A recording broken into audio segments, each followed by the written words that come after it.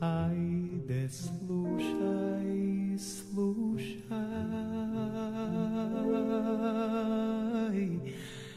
kaleš bre anđo.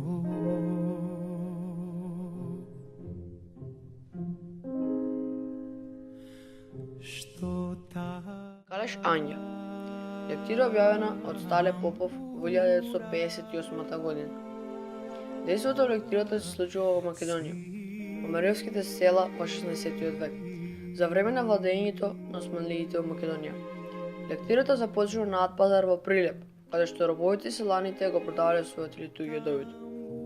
Додека сите робови биле измачувани, недопрените мариовци се фалеле на света слобода и мир. Но тоа нивно фалење набрзо се претворило во пекло.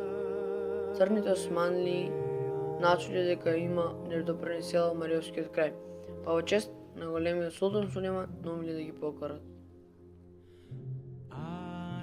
По припремањето на војска, собрано со околу 100 сеимени, гордо тргнале во поход на чело со Стуљо Ага, по наредба од својот кадија Арслан Бек. Мариовците така се припремиле за дефанзива на својот крај.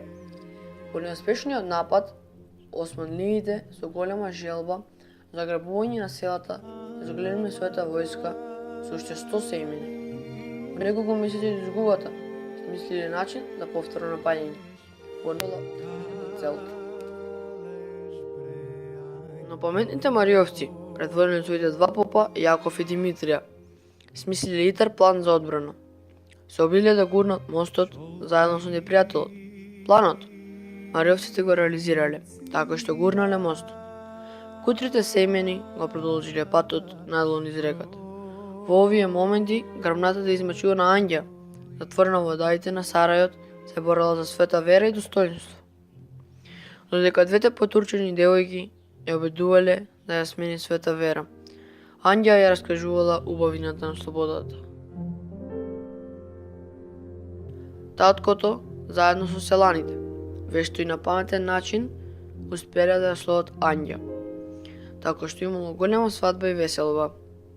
Ова дејство многу ги налутило османлиите, пошто пратиле два шпиони да ја откријат тајната на непокорот.